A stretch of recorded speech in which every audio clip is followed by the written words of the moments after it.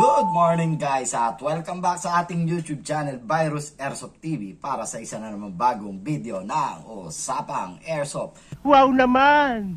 Wow! So ngayon mga kabibis, so kaya tayo nag-vlog ulit, meron akong gustong ipakita sa inyo na isang rifle na classic way back na kung matatandaan nyo meron tayong mga rifle o mga baril noon na tinatawag na Baby Armalite, no? So, yan po yung ipapakita kong baril sa inyo ngayon na ginamit ko from unti-unti kong binuo. So, galing lang ako sa receiver, nakakuha ako ng magandang receiver na bago pa nung mas kilala natin sa baril na M733, no? So, nakilala ko siya. Ang ganda nung, kumbaga, classic yung itsura ng baril. Hindi katulad ng mga M4 natin ngayon na bihis na bihis. Tapos talagang poging-pogi talaga. Ito para po dun sa mga mahilig sa mga classic na baril. Ito po yung babagay sa inyo. So bago ko po nabuo to medyo matagal dahil talagang pinili ko po yung mga pyesa na pwede kong ilagay sa inyo. Bago ko yan ipakita sa inyo mga kabibis, baka naman po pwedeng paki-like, share, and subscribe ulit ang ating video. At doon po sa mga nabigyan ko ng sticker, maraming salamat po at nakapag-subscribe na rin po kayo. At doon po sa mga nagpapa-shoutout, shoutout po sa inyong lahat. So syempre bago po natin ipakita yung airsoft na aking inassemble, baka naman po pwedeng panoorin nyo muna ang ating pambansang intro. Kaya pambansang intro, pasok na natin yan!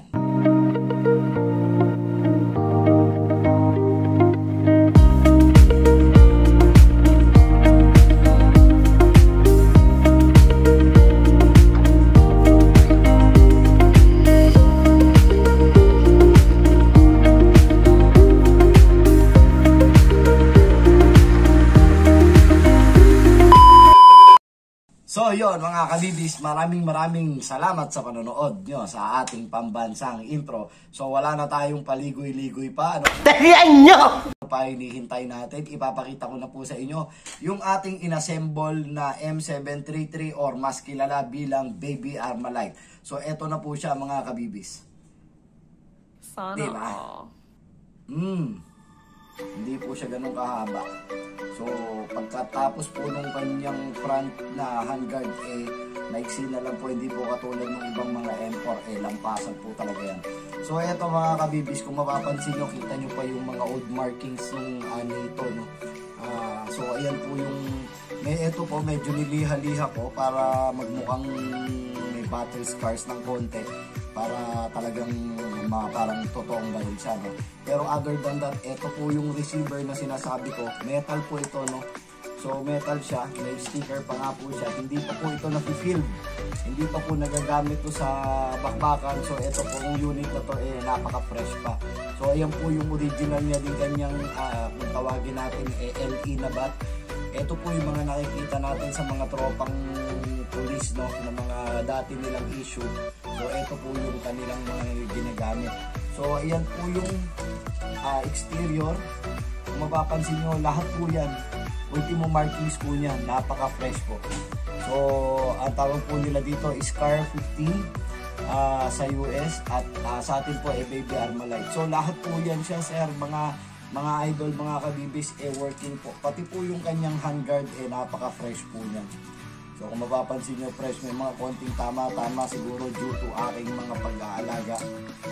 Pero ang maganda po rito, hindi lang po yung labas, no? Hindi lang po yung classic. So ang internals nito, para malaman nyo, no?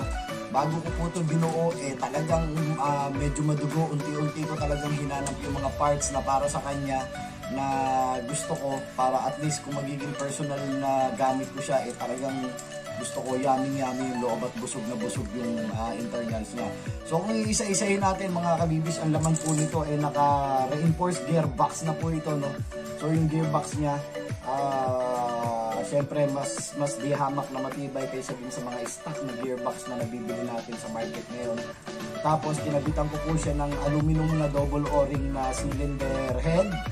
Aluminum po yun, yung kulay aluminum. Tapos nilagyan ko lang po siya ng double O-ring na air seal nozzle, yung metal, aluminum din po. So ano na po yun, sealed na yung kanyang hangin, no? Tapos naglagay din po ako sa kanya ng Warwolf na rib type na cylinder body, yung wala na pong butas, yung type 0 kung tawagin nila. So ang ginamit ko po dito na gears GNG na gears, yung meron ng built-in na delayer, so hindi na nilalagyan ng delayer. So kung ganun po, mas bihirang-bihira na po siya mag-misfeed. Mas maganda po yung kuha, mas maganda yung atras ng tappet plate niya, mas maganda yung atras niya, mas maganda yung kuha niya ng bibis.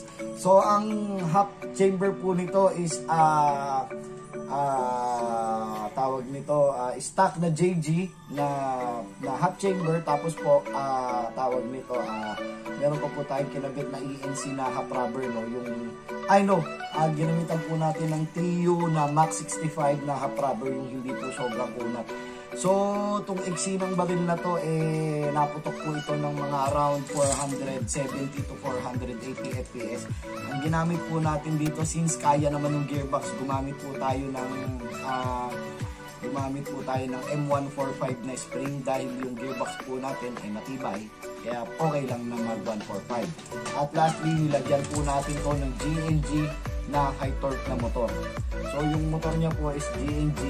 So ang loob po niya talaga ay busog na, kaya wala na po kayo halos hahanapin dito sa baril na to. Kung mahilig kayo sa mga classic na baril, ito na po ang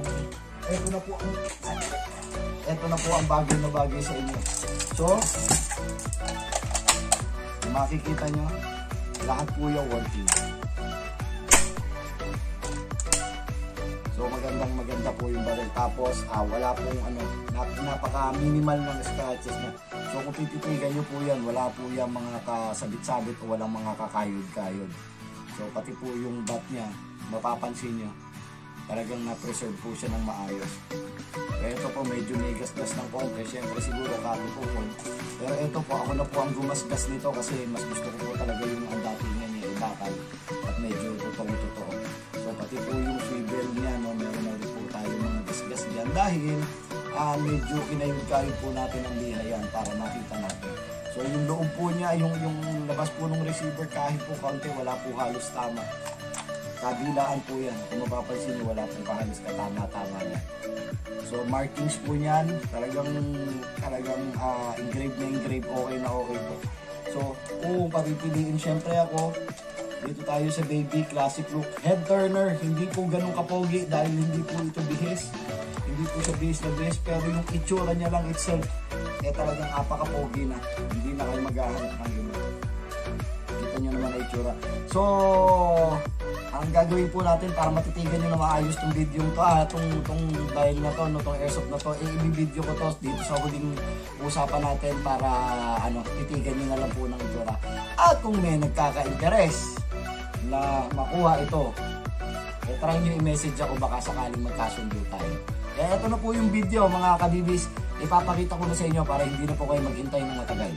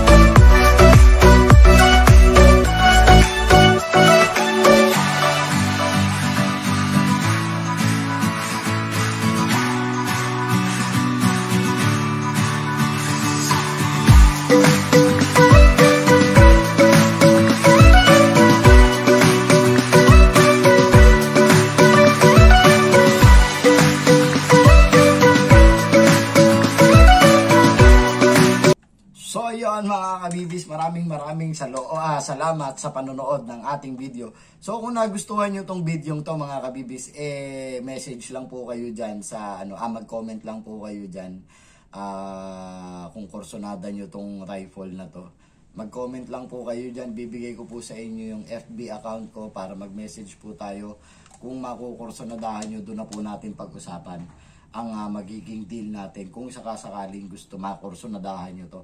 So yan mga kabibis, maraming salamat sa inyo. At syempre ulitin po natin sa lahat po ng nakakakilala sa atin, sa mga nakakakita po sa atin sa kalsada, maraming salamat po sa patuloy na pagsubaybay kahit nakakaunti pa lang po yung subscribers natin. No? Nasa 500 pa lang tayo, baka po pwedeng humingi ng konting tulong na ma-share nyo at mapa-subscribe na rin yung mga kilala nyo dyan sa inyong mga friends list para naman po umangat-angat ang ating subscribers. At nga po pala mga kabibis, magbibigay na po tayo pala ng, nakikita nyo po ba yung mga collection natin dyan sa taas? Magbibigay na po pala tayo ng sombrero sa mga lucky subscribers natin. No? Paisa-isa lang po muna at ang magiging entry nyo lang po dyan yung pagsusubscribe lang po natin. At kapag ka nag-subscribe kayo, automatic po kayo na kasama po kayo sa mapipili ng isa sa mapagbibigyan ng ating mga bull cup na pinamimigay. No? So sana po sa mga subscribers, makadagdag tayo ng subscribers at siguradong makakakuha po tayo ng mga stickers natin na katulad nung pinagawa sa atin nung isang nag-pledge natin na si kalaro natin sa Airsoft na si Sir Romel, no? Nagbigay siya ulit ng stickers para po pamigay ulit doon sa mga tropang gustong magpakabit ng stickers doon sa kanilang mga motor, sasakyan, sa cellphone o kung saan nila gusto idikit. So yan mga kabibis.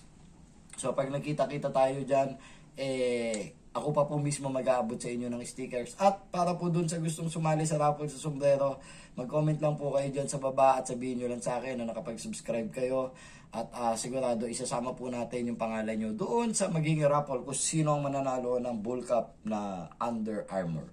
Diba? Ganda oh. Tingnan nyo. So actually, ano lang po ito, imi-imi.